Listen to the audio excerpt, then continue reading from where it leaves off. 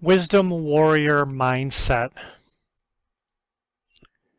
Here's the logo that I have on Facebook, and maybe at some point I'll make a website and a community that way, but you're welcome to join the Facebook community. It is free for anybody. You just have to agree that you agree with the Wisdom Warrior mindset and the Wisdom Warrior way. And I have a nice little logo there. I thought it was pretty cool. So, Warriors for Wisdom, or Men Battling for Wisdom. So let's talk specifically about the Wisdom Warrior mindset. Joy mindset, humble mindset, love mindset, discipline mindset, prayer mindset. These are 5 of the things that I came up with. This is not an exhaustive list, but this is what I wanted to put in for the Wisdom Warrior mindset. Wisdom Warrior mindset. Wisdom warriors, as we said, are filled with joy. Hebrews 12 verse 2 says, fixing our eyes on Jesus, the pioneer and perfecter of our faith. For the joy set before him, he endured the cross, scorning its shame, and sat down at the right hand of the throne of God. So here we're looking at the beginning of wisdom, which is the beginning of the Wisdom Warrior mindset, and that is having faith and coming to know Jesus.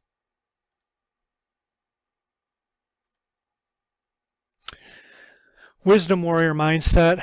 The second part is wisdom warriors are humble. Colossians 2 verse 18.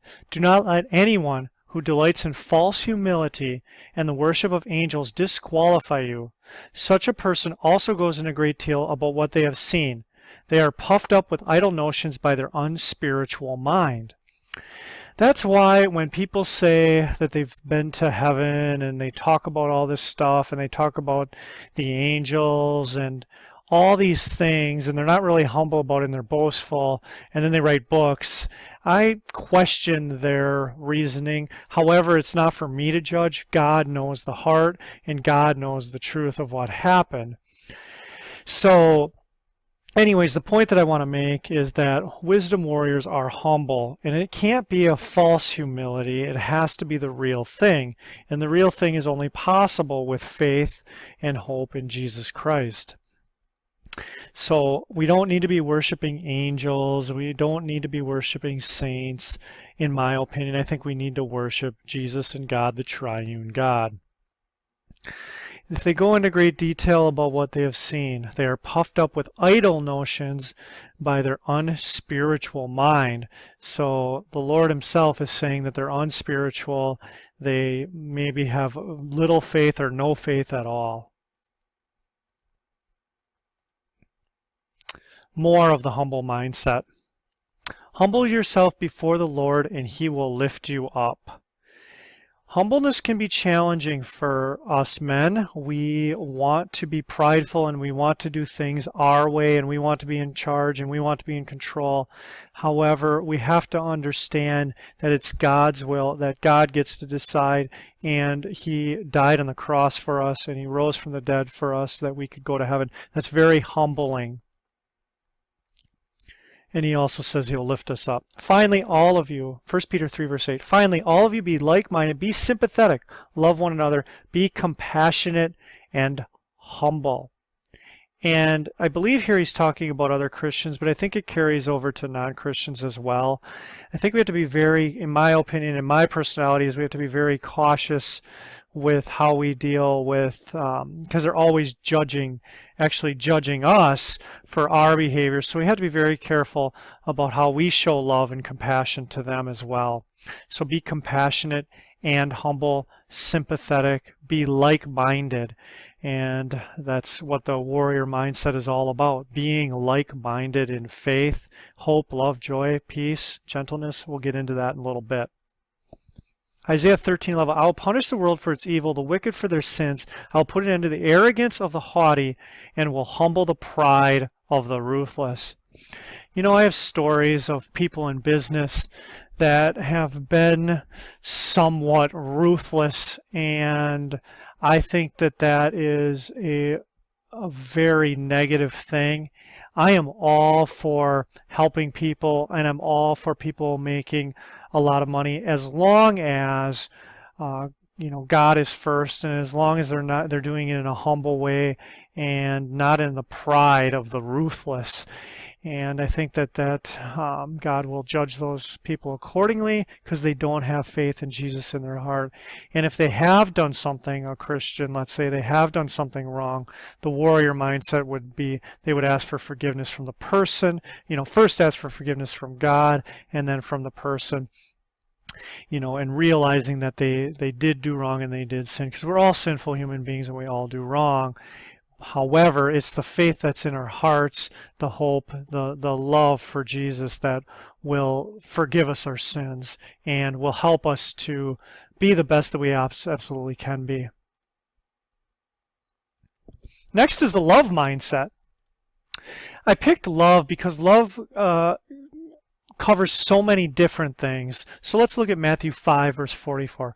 But I tell you, love your enemies and pray for those who persecute you.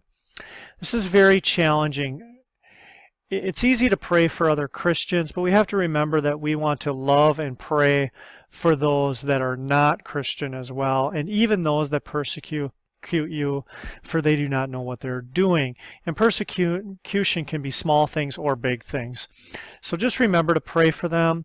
There have been scenarios in my life where it's been so hard to forgive and to pray for people that were my enemies that didn't have, from what I could see from their actions, did not have Christ in their heart. They did not have the faith. They did not have the warrior mindset, the wisdom warrior mindset. They didn't have wisdom. They didn't have fear of God. They didn't have these things, and so they were ruthless. And I had to pray for them, which was very difficult. And I try to pray for anybody, and try to be wise in all my dealings with people. Matthew 6, verse 5, and when you pray, do not be like the hypocrites, for they love to pray, staying in the synagogues and on the street corners to be seen by others. Truly, I tell you, they have received their full reward in full. So they love to pray, standing in the synagogue. So that's an example of loving to pray for show. That's an example of love that we're not talking about. We're not talking about, they don't love humbleness. They don't love the wisdom warrior mindset. They don't love the Bible. They love what? The attention and the pride, and they love to be seen. They have received their reward in full. I mean, what does Jesus say? He says, you brood of vipers, away from me. So let's not get into this love of something that is sinful. Let's love the law, the Ten Commandments. Let's love the gospel. Let's love those things. Let's love Jesus. More on the love mindset. 1 Corinthians 13:13. And now these three remain: faith, hope, and love. But the greatest of these is love.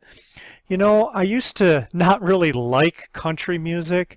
However, I listen to country music and I'm like, is this country music or is this Christian music? There's a song out there that goes, faith, hope, and love, but the greatest of these is love. And I apologize for not knowing who sings it. Got to give them credit. Whoever it is, they're a great country singer. I'm not sure which one it is though. So I apologize for that. But the point is the greatest of these is love. If you have love, you have everything. And I'm not talking about fake love here. I'm not talking about, there are three types of love. And I think this is important. There's godly love, there's brotherly love, and then there's sexual love. And none of those are inherently wrong, but we get them mixed up. Now, sexual love should only, in my opinion, be between a man and a woman and through marriage, and that's what I believe God has ordained for us. However, those three types of love, agape love, philos, brotherly love, and then sexual love, those are not the same things. They're all different. And the one that we're talking about here with the love mindset is godly love, agape love. It is perfect love, and that's what we're striving for with the love mindset. And that's why I believe that it says the greatest of these is love. And we're going to get into more of that in just a little bit here about how love was shown to us and through us. But the fruit of the Spirit is love, joy, peace, forbearance, kindness, goodness, faithfulness, gentleness, self-control. Against such things there is no law. So in theology, we learn about the law in the gospel. The law says we need to be perfect to get to heaven. The gospel says we don't need to be perfect to get to heaven because Jesus was perfect, so we get to heaven through him. And that's something that I think is amazing. There is no law anymore. Now, does that mean that we shouldn't try to keep the law? No, of course not. But the fruit of the Spirit is love. The first one is love, and all these other things. I mean, we could just use this passage for the warrior mindset, the wisdom warrior mindset. Let's show love. Let's be love. Let's remember who is love. And then we get into John 3:16. A lot of people know this, but I'm going to talk about passages that kind of come after it. For God so loved the world that he gave his one and only Son, that whoever believes in him shall not perish, but have eternal life. One of the most quoted passages of the Bible, and such an important passage. For God so loved the world, he loved all of humankind. There's even debate about, and we don't need to go into this, but there's even debate about how he died for all people. But as you know, or you may or may not know, that the devil actually rebelled against God. He wanted to be like God. Sounds familiar. It happened with Adam and Eve, and he wanted to take over, and God, sent him to hell, and there's no salvation for him. But there is salvation for all people. So there's debate if God loves us more than the angels and the fallen angels, but that's not really relevant. What's relevant is that he loves us more than we will ever know. So we want to show others that we can love them as much as possible. We can't be like God, but we can strive to, through the Holy Spirit and through God, to come as close as possible, I guess, is what I'm trying to say. So for God so loved the world, I think people forget about the passages. They say, well, if you just do good, then you're okay. Well, John 3:18 actually says, whoever does not believe stands condemned. So, and I don't want to point that out to scare people or anything like that. However, the Bible is very clear. If you believe the Bible, John 3:16 says you believe and have faith and your sins are washed away and you get to go to heaven. And John 3:18 says if you believe, whoever believes goes to heaven. I don't know the exact wording, but whoever does not believe stands condemned. So that's pretty strong. And then the point is that the sins are remembered. But when you ask for forgiveness and you do your best to not sin anymore, we always will, but you do your best. That's what really Christianity is. But it's the easiest and the hardest thing at the same time.